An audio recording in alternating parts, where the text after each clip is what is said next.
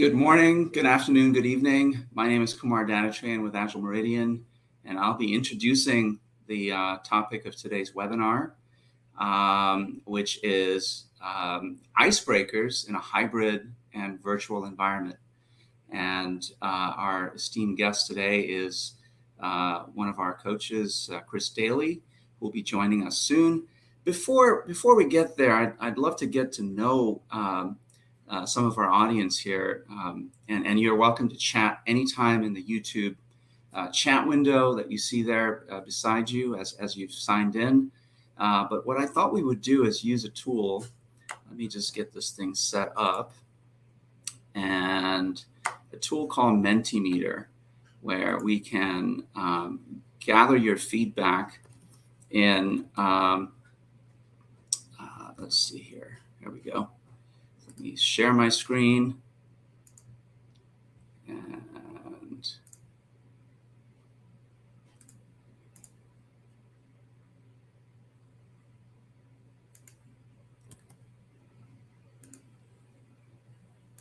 okay, can you all, hopefully you can all see my screen. Just to put a chat, if you will, in the YouTube, just to give me a thumbs up that you see it. What I'd like to do is just get some of your feedback. So the first question, of course, is where are you dialing in from? Where are you calling in from?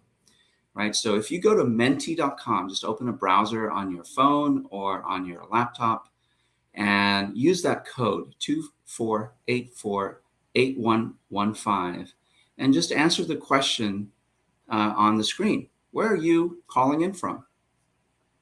I'll give you a minute to get that set up.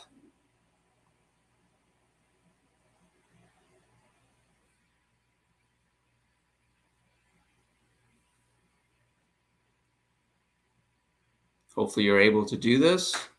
Just go to menti.com and type in the code 24848115. Herndon, thank you. This looks like somebody's here from Herndon. Awesome. Not too far from where I am. Indiana. That would be where Chris is from, actually. That's great.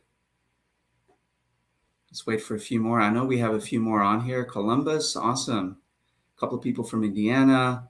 Someone from the UK, Southampton. Awesome. That's it's probably 6 hours ahead, so it's about 6 p.m. where you are. Great to have you here. Great that you're dialing in. Canada, a little north of us. I don't know what time zone you're at in Canada. If that's sort of more British Columbia, Canada, somebody else from Canada, or it's more on the east coast of Canada. But wherever you are, welcome. Thank you for being here. If somebody else here from Canada,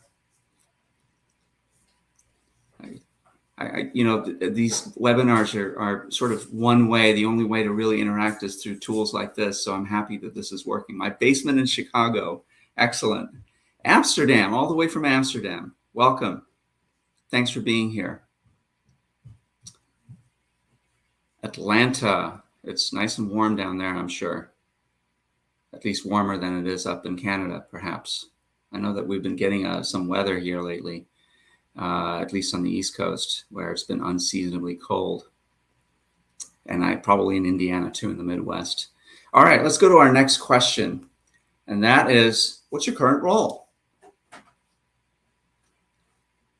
And by the way, this is a form of an icebreaker where we're asking you a few questions to warm you up and get you into the game, if you will, of what we're trying to do here. So what is your current role? Scrum Master, excellent. So these things are going to definitely help the Scrum Master. The Scrum Master is getting bigger. All of you are Scrum Masters. Many of you are Scrum Masters. That's great. This will help you as you facilitate your teams, many of which are probably still remote or maybe hybrid. Some people are in the office, some people are external. So that these tips and tools will help you with that.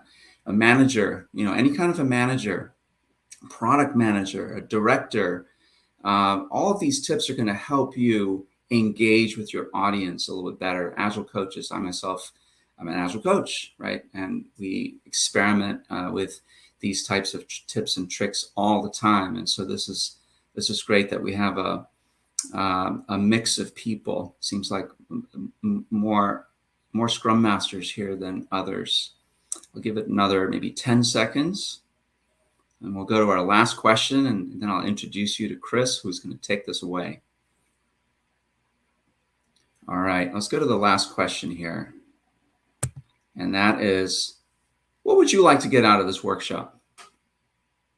We know what we want to get out of it, but it'd be great to get some of your feedback. What would you like to get out of it?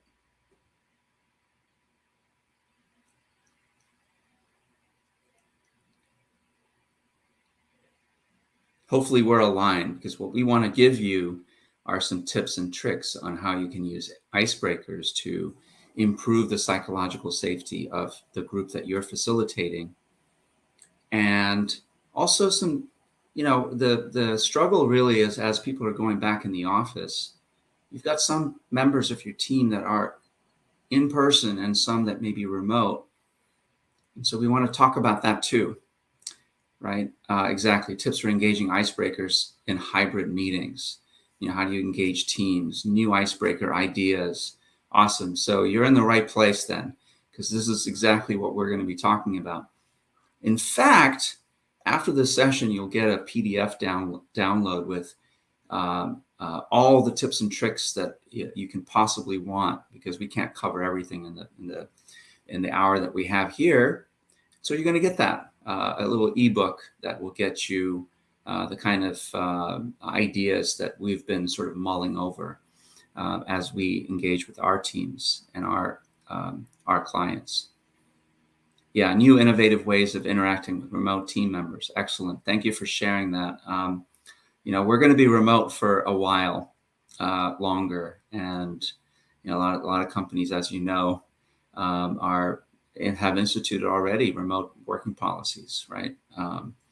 So absolutely, we're going to be covering that. And lastly, have fun. Yeah, we hope that this will be a fun, engaging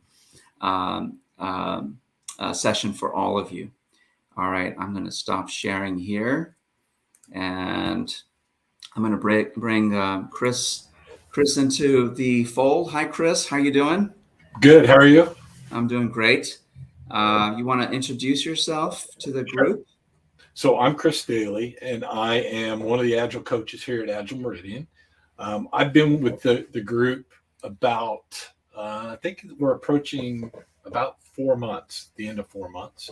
But I've been working with these guys for over a year and a half. So for me, it was just kind of a tick the box as we move forward.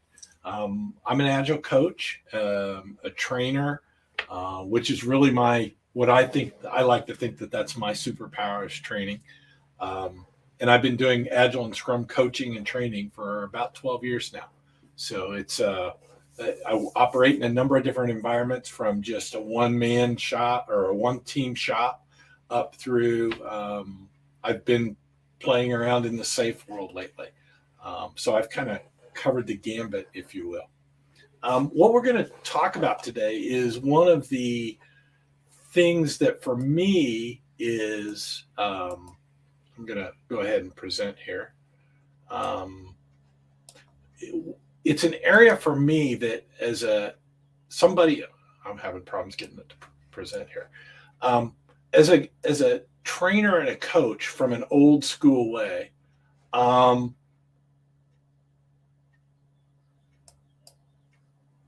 Kumar, are you there? Hello.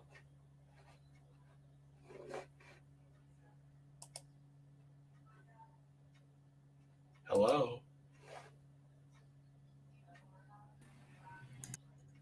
Can you hear me, Kumar? Sorry about that. I was trying to add myself back to the stream. I'm back here. Okay. All right, I can drive the presentation if you like. Yeah, it's not letting me back in to drive it. So okay, no worries. I'll get it. All right, so you should all see my screen, right?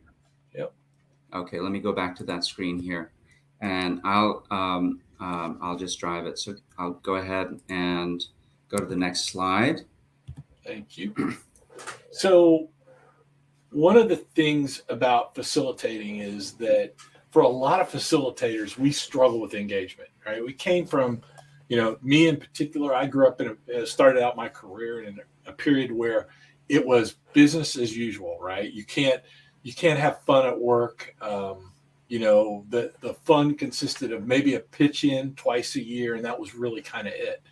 And so there's really been a stigma in organizations about this concept of games, right? Of playing, right? We're business. We need to get in here and meet. We need to be serious. And a lot of people struggle with that, right? In a lot of organizations, they struggle with the idea of playing a game, and for a lot of facilitators, it's a struggle on how do we engage, right? How do we get engaged with our audience, and how do we get the audience to engage with each other? And it's really not that hard. It's really something you can learn to do by just doing a couple of simple things. But it's really important that you get engagement and people are engaged in what they're doing. Can you go on to the next slide, please?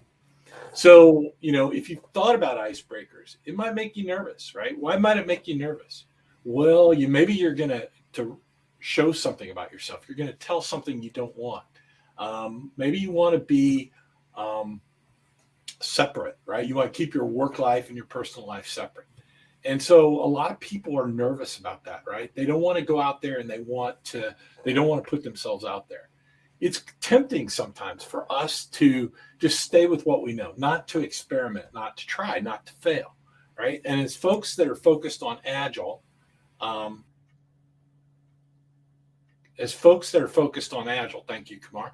As folks that are focused on Agile, we need to be able to change. We need to experiment. We should be trying. And, just to call it the way it is, COVID's really changed this game, right? And how's it changed the game? Within a month in 2020, most organizations had to go virtual, right? Organizations that said, we will not allow our people to dial in remotely, suddenly had a choice. They either allowed folks to dial in virtually from their home, or they go out of business, right? I know that there was one agency I was working with, the state of Indiana, where they wouldn't let anybody work virtually. And suddenly they had to figure it out. They had to go in and figure out, how are we going to do this? The IPS, the public school here in Indianapolis, right, had everything in place, and people wouldn't use the remote learning tools that they'd provided and the collaboration tools they provided. Guess what happened with COVID, right? Everybody had to. And as a result of all that, there's a lot of people that are just staying home now and working from home or working remotely. And it really is a good thing, because it gives us the flexibility to work wherever we want to and to be flexible in our schedules, right? We can go, and if we need to run out to the dentist, we run out to the dentist. We don't have to commute basically all the way back home and then go to the dentist and then come back. So it really gives us a lot of flexibility. So from that standpoint, it's been a very positive thing for most people. Next slide, please. But the struggle in that environment is that there's no water cooler, right? The water cooler is kind of gone. The drive-bys where people stop by and just have a chat, or you see somebody in the break room, or you see somebody at lunch, and where you can go out together and have lunch, or you can go grab a coffee together and have a conversation. We've lost that. And so what happens is we tend to lose our shared values, right? We tend to use that connectivity between that holds us all together, right? And that, when you think about organizations, what is it they're really trying to do? It's really they're trying to unite people around a mission, a common cause. And part of that is the values that they bring to it. How are we going to operate as an organization? And so when you can't do that, how do you still get that connection? How do you still get that culture where people are collaborating and working together and not just thinking about themselves, or not and being rude to their neighbor, the folks they deal with? How do you fix that, right? So can you go to the next slide, please? So let's talk about psychological safety. So what is psychological safety? Next slide, please. Psychological safety is really a new concept, right? And so what we want to ask you to do now is to go back into Menti and say, what does psychological safety mean to you? What does it mean to you personally? So let's take a minute and let them do that.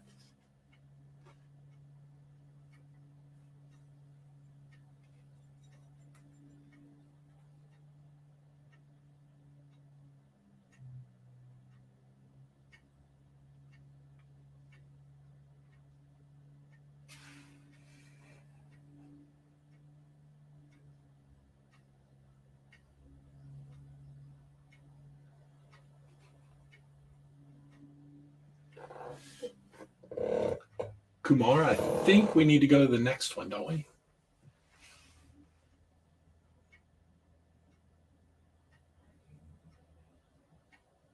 There we go.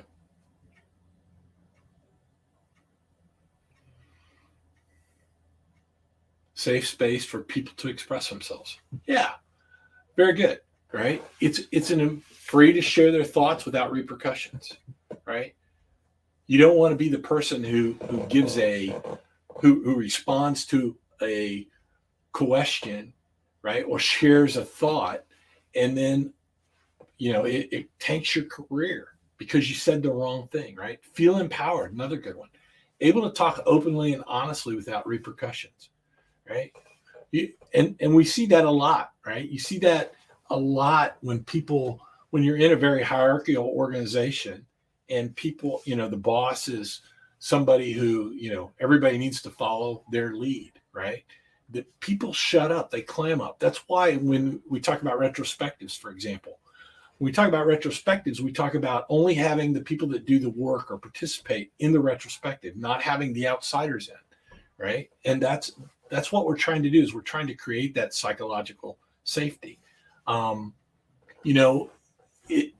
concept to the last box that came up here, helps me understand if my teams feel safe speaking up. Yeah, it's an idea of, do my teams feel comfortable? Do people feel comfortable speaking up, right? Do they feel comfortable with me speaking up in the room, or do I need to leave the room, right?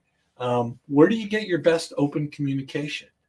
And so as a facilitator, we want to use icebreakers to start creating that environment of psychological safety. We want to be able to share ideas and thoughts. So good answers. Fearless environment for open and honest communication.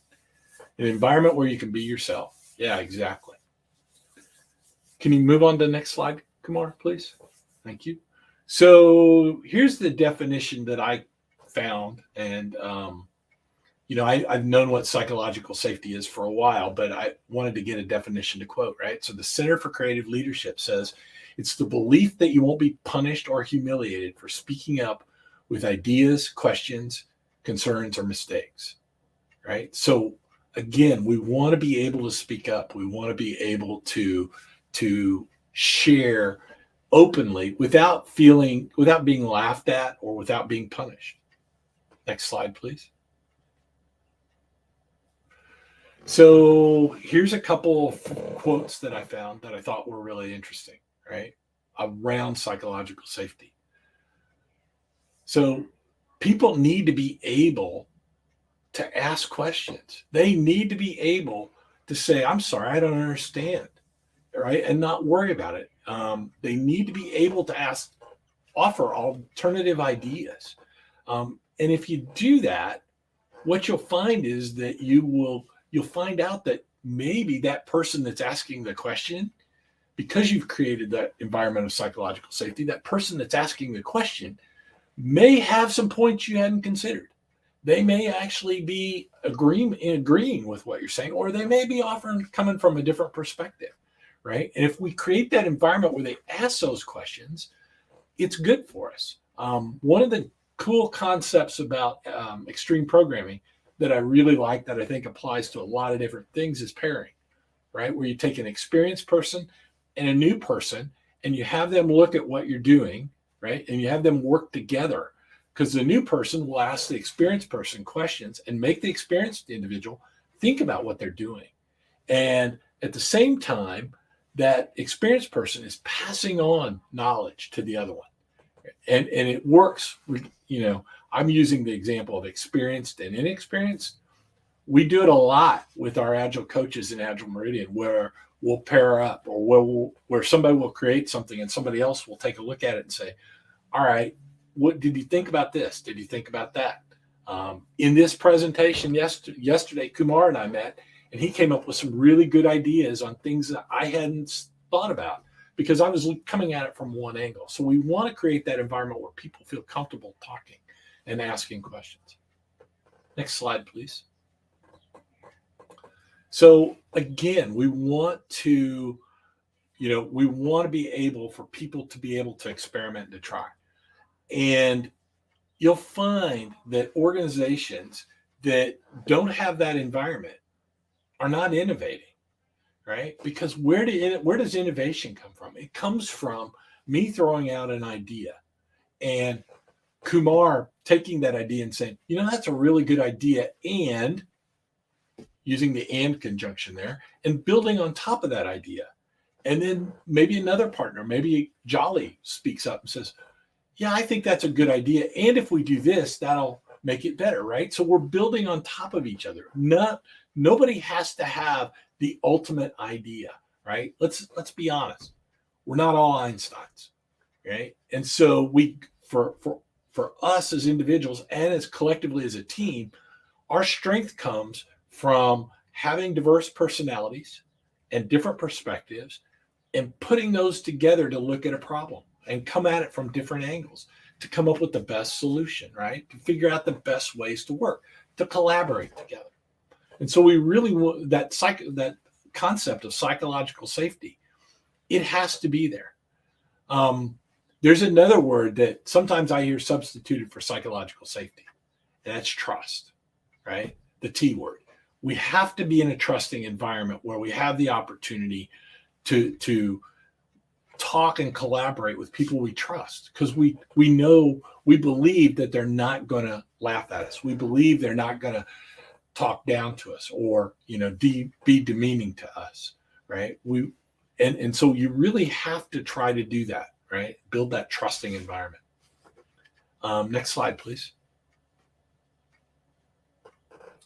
So with all that, let's talk about in-person versus hybrid and virtual. And I lump these together, right? Because I think there's a dynamic that we have where we're all together in the same room.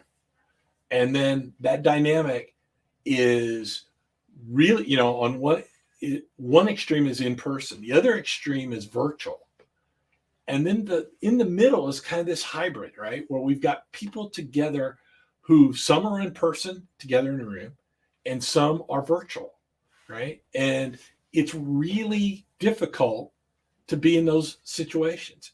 In the good old days, before COVID and before we all got really good at working remotely, what would happen if we had a hybrid situation? We'd have one or two people on the phone and we would all be in a conference room together. And what would we do? Typically, those two people on the phone would have a challenge getting a word in edgewise because the technology focused on who was speaking in the room first.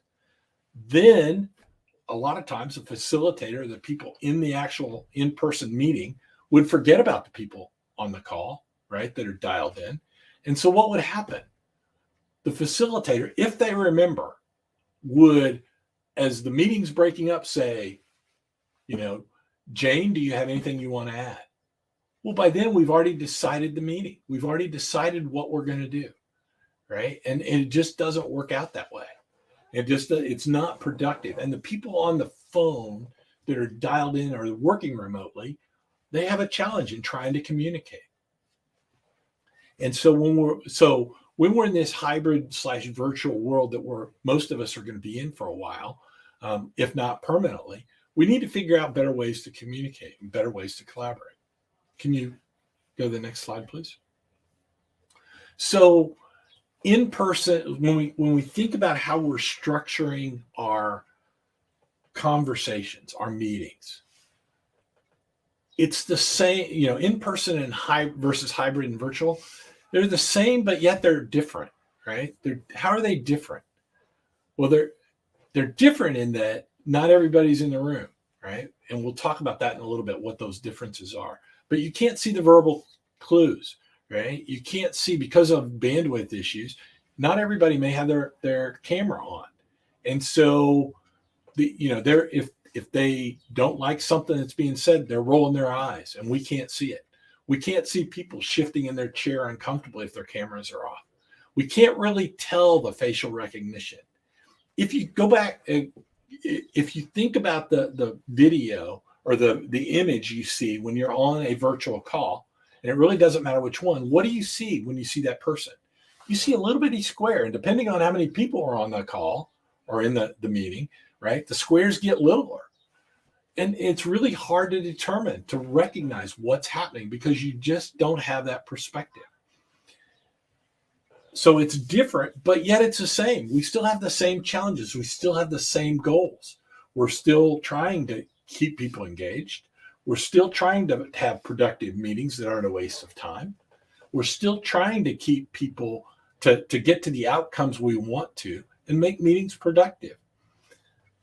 Next slide, please. So in-person versus hybrid and virtual. Again, the big thing, other than psychological safety, that we want to try to do is to keep people engaged so that they're paying attention, so that they're not off doing other work. I read a stat where about 85% of people on virtual calls are multitasking, right? How good is that? How many of us have been in a call where you're moving along, the meeting seems to be moving along, and you need something from somebody that's, from another participant, and you call out their name and you say, Sarah, what do you think about this? Or Sarah, do you have that number? And what does Sarah say typically? I'm sorry, could you repeat the question? Right? Why is that? It's because they're doing something else. They're multitasking.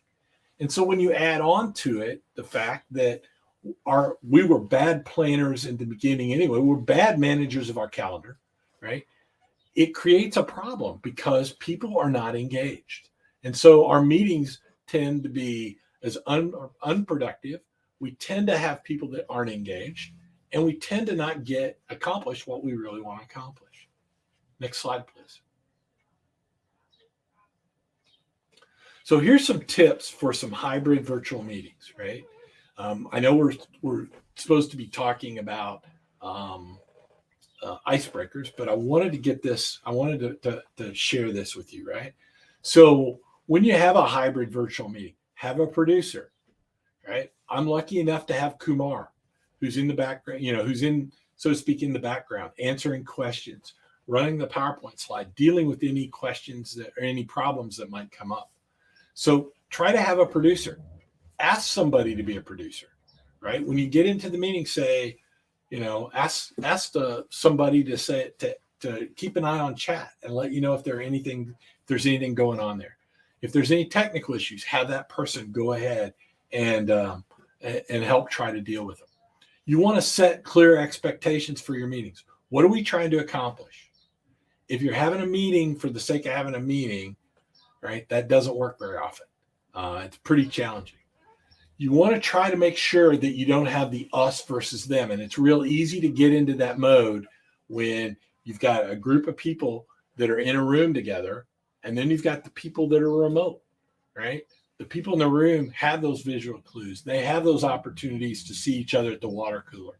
They've got those bonding moments, right? The people that are remote don't have them. So try to make sure that you're aware of what this us versus them. And remember that we're all working together. Share documents, not just display. And I put this one in because I think, right, there's an advantage to having documents that are available outside of the tool because we've got technology challenges, right? The world is not up to the broadband specifications that they need to be, right? In terms of how how much capacity and what's going up and being able to handle streaming and all the other things that are going on. So share the documents, right? So if something happens, they can go out, they can pull the document up, they can look at it on their own workstation and be able to see what's going on. Don't be cheap, but invest in technology, right? Invest in the tools. The cost is very inexpensive. It's much cheaper to use tools like Teams, Zoom, use tools like Kahoot. You can use tools like we're using right now, Mentimeter. You can use Requiem, for example, is a retrospective collaboration tool. So use the technology that's there, right? Don't just replicate what we did in the past when we were in person, but look at new ways to be able to go and look at using that technology. Make sure everybody can use tech. I just did a 2-day planning session with one of my clients, and that was yesterday and the day before. And not everybody in the meeting that was coming in, it was the first time for some of them. They weren't familiar with the tools we had. So I took some steps to help them. I pre-populated, I took some sorry, I'm just laughing at the comments. I took some steps and it cost me some time, but I pre-populated the board. We were using Lucid charts. And so I put all the sticky notes and set up the documents and set everything up so that they had to drag and drop. They didn't have to go in and edit. They could start. We weren't going to get to the editing part of it until, they'd had some experience with it. So be sure that you've got, everybody can use the tech. Make sure that they've all got logins if they need it. They've all got access. Try to do that before you get in the meeting. You want to bring in participants. One of the interesting things about webinars is I can do the webinar and I can talk and you can't interrupt me except through chat, right? But when you're in a Teams call or a Zoom call, you're in a meeting, try to bring in the other participants, right? Call out and say, what do you think on an individual, right? What do you think, Mike? How do you think this will work, right? Try to bring them in when it's appropriate, right? You don't want to be the guy that's pulling everybody, you're calling everybody else's name out so you can keep track of who's paying attention and who's not. But try to engage them that way. Use tools like Mentimeter, right? We can do word. You've done word clouds, right? You'd have open text questions. You can do that and people can share their thoughts. And those introverts that won't talk in a physical meeting will typically they'll write something on a Post-it note, right? If you're in a physical meeting. They will go ahead and write something, they'll write a word or a phrase, or they will write their thoughts and use it. So use that as a way to try and drag people in and get them engaged. Be clear when you've got Q&A. So what do we mean by Q&A, right? When are you accepting questions? Be clear on that. Are you accepting them at the beginning, as you go through, at the end? What is that? So that people know, so you're not constantly, the flow of the meeting isn't constantly getting interrupted, right? People know when and will hold their questions until you get ready for that. Define what success is in that meeting. It kind of ties back to setting clear expectations. What does success mean? At the end of this meeting, our goal is to have this.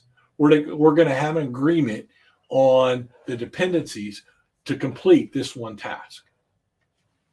So be clear on it. Include everyone and everything, right? Make sure that everybody's got the same material, right? Make sure that they've all got it ahead of time. Try to make sure that they have an opportunity, if possible, to read it in advance, right? And so kind of that same thing you've always done in kind of those same things you always do in a physical, you want to do that in a hybrid or virtual world as well. Be aware of the nonverbal clues that you're going to miss, right? If you know they're not there, you're going to have to do some extra things to make sure that you're asking how people feel, right? If you can try to get thumbs up, right? Does everybody agree on it? If you can use a if you can use, a vote 1 to 5 on how comfortable people feel, right? You can do that as well. And that will help. It'll help people communicate in a way where they might not communicate normally. One of the things that I saw somebody do is they had little cards it was a sheet that they printed out and they cut them up, and it was little cards where people could hold up the cards to say, let's move on, I want to know more, time for a coffee break, those kind of things, right? So you can use visual representation tools to do that as well, to talk about where you're at. And then just remember in your hybrid and virtual meetings that not everybody may be up to date on the current, on everything that's going on. They may not, that you don't have the water cooler anymore. So if you're not explicit, if they haven't gotten an email on it, if they haven't had it, if it hasn't come up in a conversation, if it hasn't been part of their one-on-one with their managers, maybe it's something new, you want to make sure that you understand that while everybody in the room may know what's going on, the people on the phone may not, right? So take the time to explain it. Take the time to share the information. A lot of times folks will put out pre-notes, right? What is it we're going to talk about? What are the things you need to be prepared for? You want to try to do that a lot, as well. A lot of teams will go through and they will write down, they'll take notes during the meeting and then share those, right? Those practices that we used for in-person, they work really well for hybrid and virtual teams as well. Next slide, please.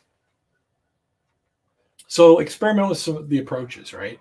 So your conference tech, if you're together in a room, right, you would need to figure out, and you've got people that are remote, you need to figure out how your conference tech is going to work, right?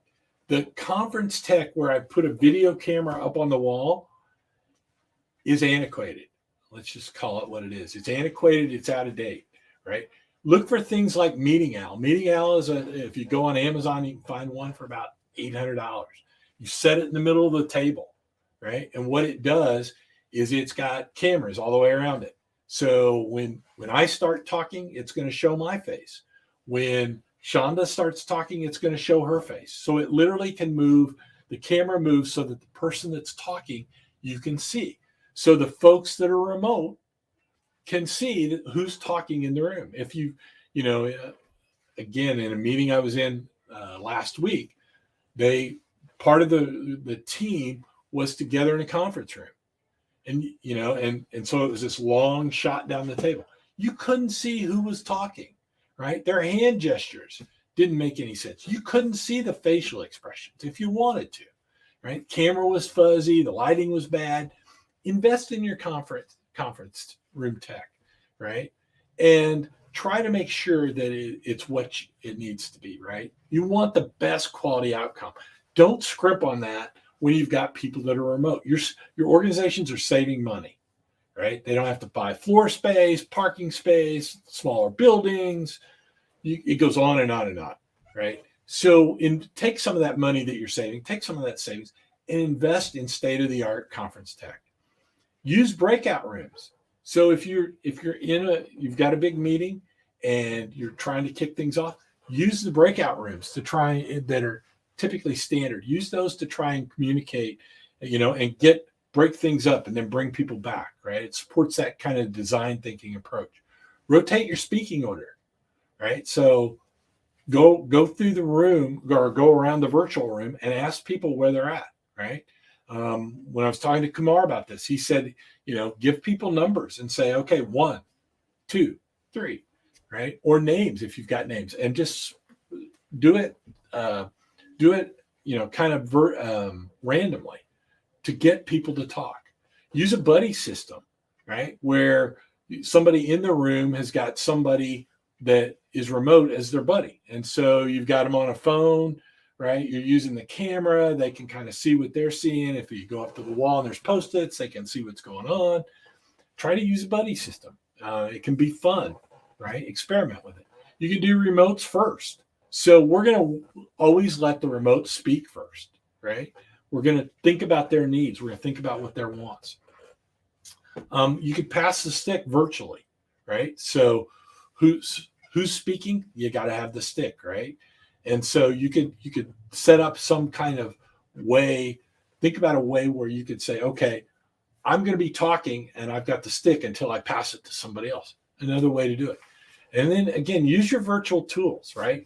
A lot of the tools in a lot of organizations now are starting to open up things like online whiteboards, check-in, right? Where you check in and it acknowledges who's there. Fun retrospectives, right, are great ways to work.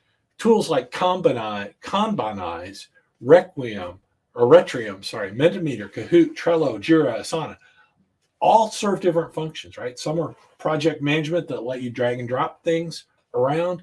Others are engagement tools. Try and use those as you get going forward to bring people in. Next slide, please. So we want to take a minute and ask you, what tips can you share about hybrid meetings? We've shared a lot. What are you doing?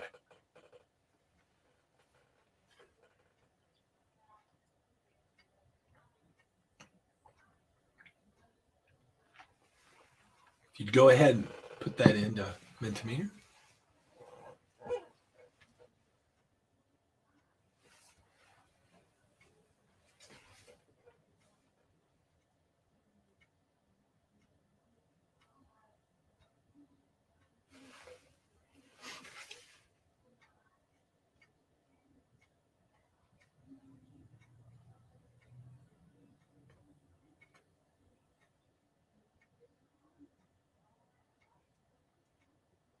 Kumar, can we refresh here or?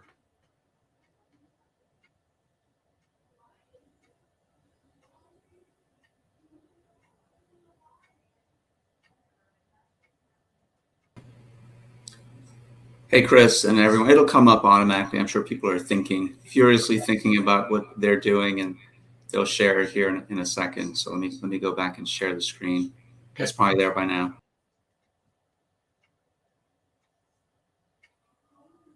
Fun Zoom backgrounds.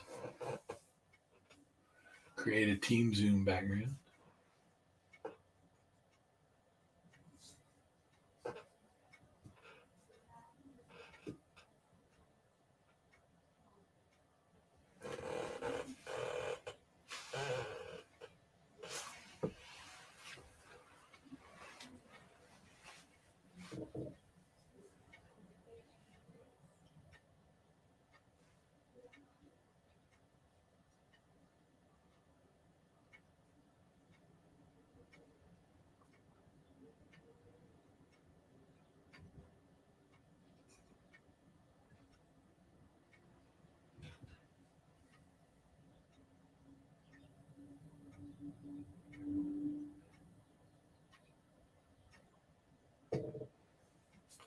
Using online collaboration tools, ask somebody to share their screen.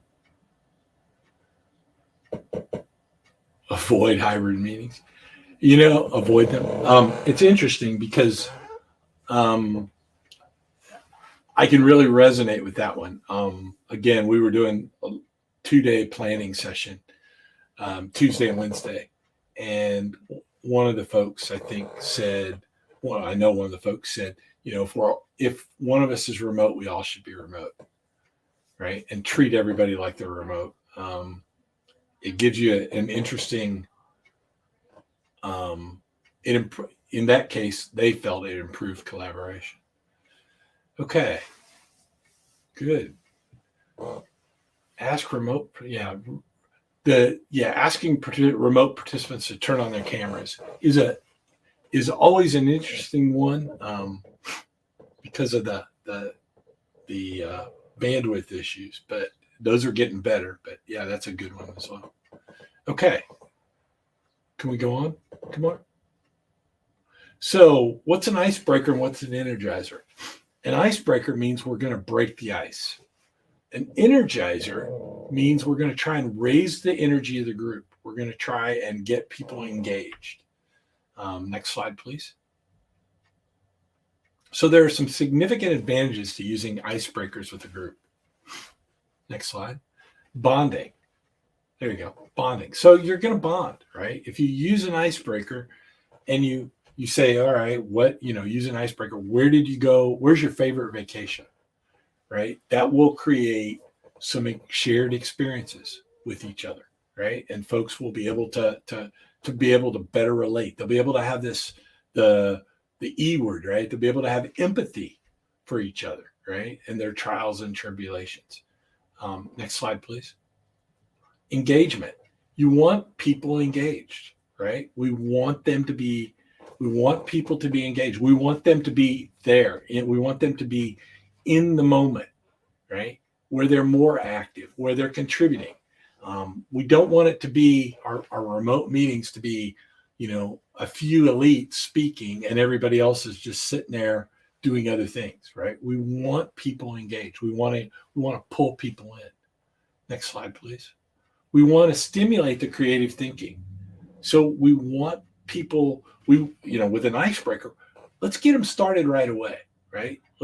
Some of the meetings we have, especially if you're working in a global environment, you may be having meetings 7:00 in the morning. If you're in Europe, if you've got folks in Europe like I did, I was at 7 this morning. If you've got folks in Asia, you may be going at night, or they might be going at night.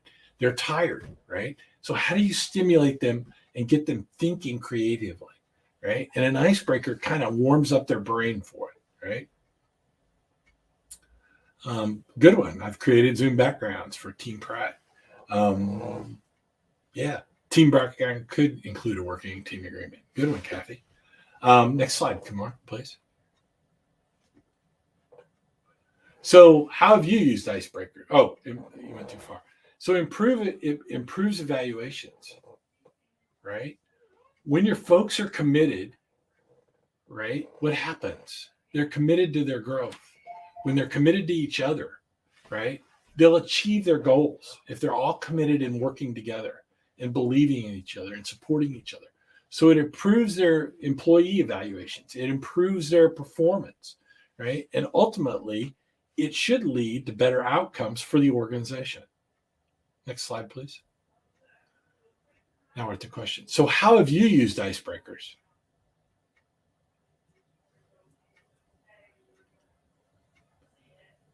And as well, maybe what are some of the icebreakers you've used?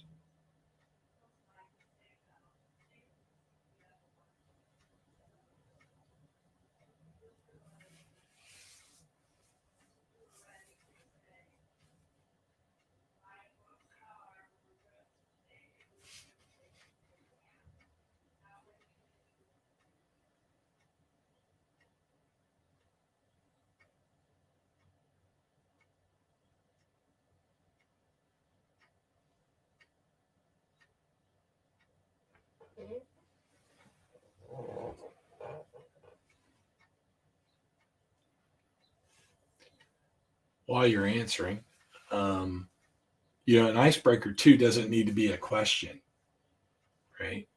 There may be another kind of icebreaker that you could do where you could play a game, right? You could play a simple game to try and get people that engaged early and often. There are a lot of good tools out there that we haven't even touched on. We just touched on a few, right? Miro and Mural have a lot of good tools in them for icebreakers. So we've used them at the beginning of the retro. That's a good one, right? We're always trying to get people to talk in a retro. We're always trying to get them to open up. Playful, 2 truths and a lie. Yeah, that's a good one. Serious, what have you learned about yourself during about the pandemic? Hadn't thought about that one. That's a good one. 2 truths and a lie is always a good one because it can tell you about people, a lot about people, but not only about their answers, but what they think as they come up with their 2 truths and a lie.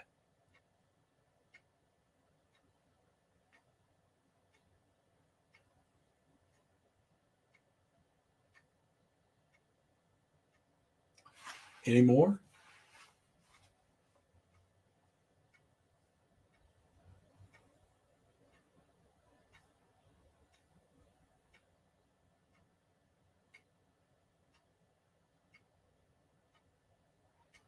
In every meeting, short questions. Good.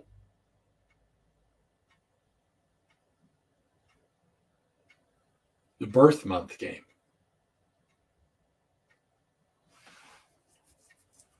So is that everything with Kate? Is that where what is I'm not familiar with the birth month game, I guess. Are you, Kumar?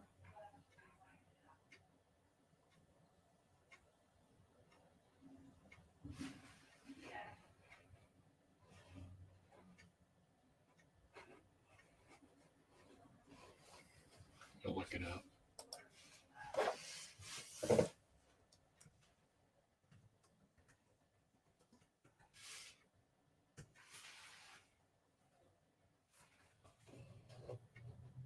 Yeah, you would think that, wouldn't you? Fun Fact Friday is a good one.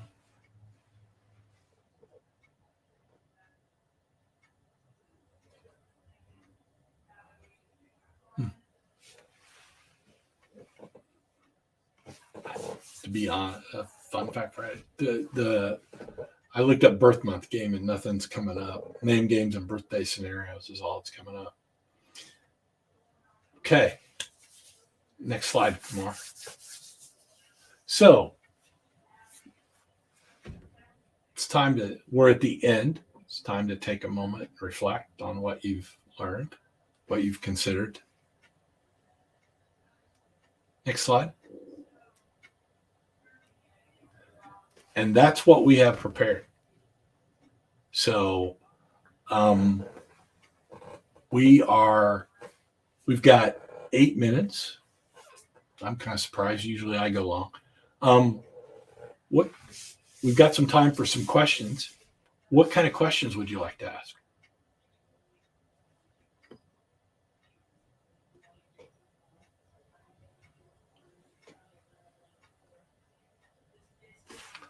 I can't see the chat, so I don't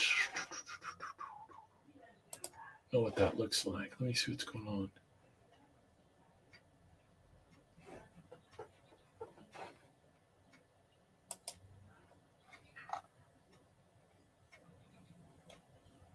Tech check-in. Tech check.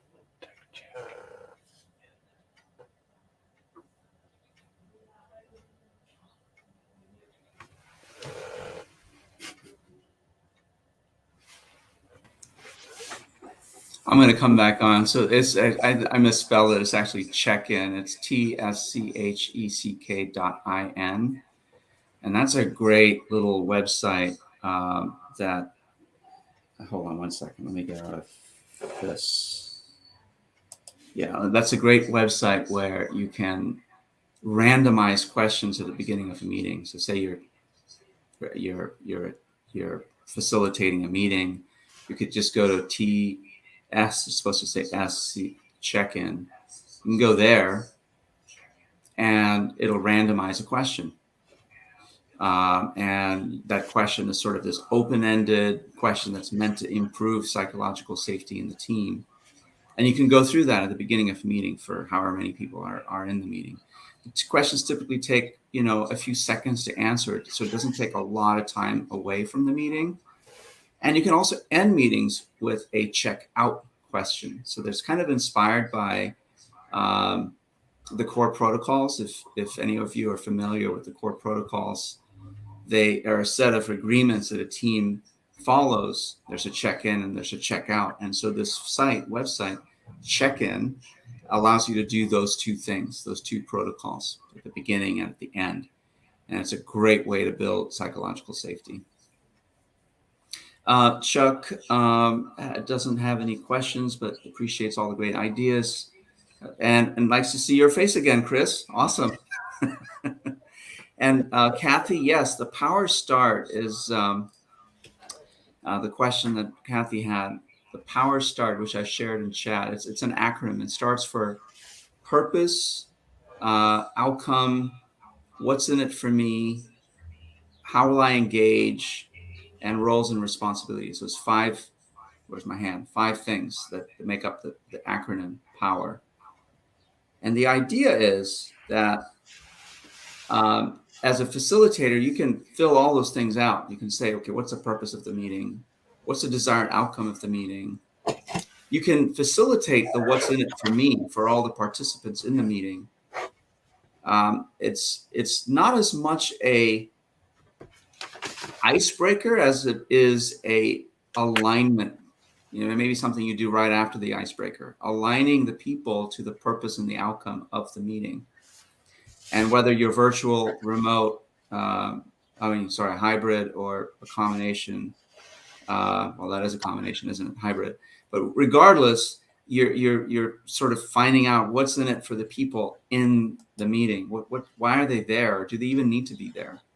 And then you're sort of going into how will you engage? What are the rules of the game? Chris covered some of that in a prior slide. Like making sure that people know when Q&A is and what tools we're using and all of that stuff.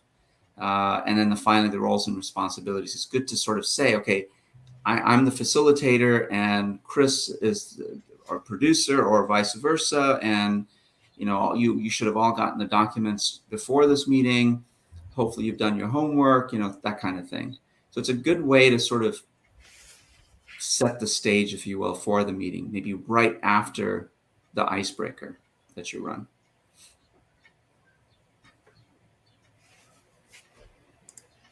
Any other question? Just a hello from Dublin. Oh, Charles. Charles is here. Charles, welcome. Glad you're here. Charles was an attendee at a prior facilitation class. Hope you got something out of our conversation today. Is Charles interested in us coming to Dublin to do a remote or to do the facilitation class again? I suspect you are, Chris, to going there. I would love to go there. Yes. So it's beautiful. All right. Awesome. Especially if you go to the Guinness factory. Yeah. We definitely have to make a stop there. Throw down a couple of Guinness with Charles. Yep. Yeah, good to see you too, Kathy.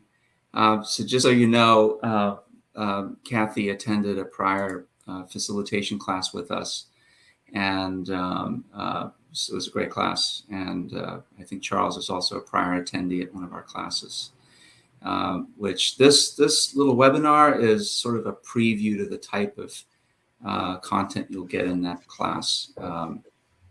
And those of you who signed up for this webinar, you may get a series of emails post this webinar, just sort of with a little coupon to sign up for the class, just letting you know up front that's coming. Thank you for all of you for attending. This has been great. We had quite a good turnout today, and look forward to seeing you at future webinars and maybe some of you at our next Art of Facilitation class. Chris, thank you it was an awesome presentation, really good stuff. I learned a lot. Thanks. Appreciate it. Thanks, everybody. All right. Thanks all. See you all later. Bye-bye.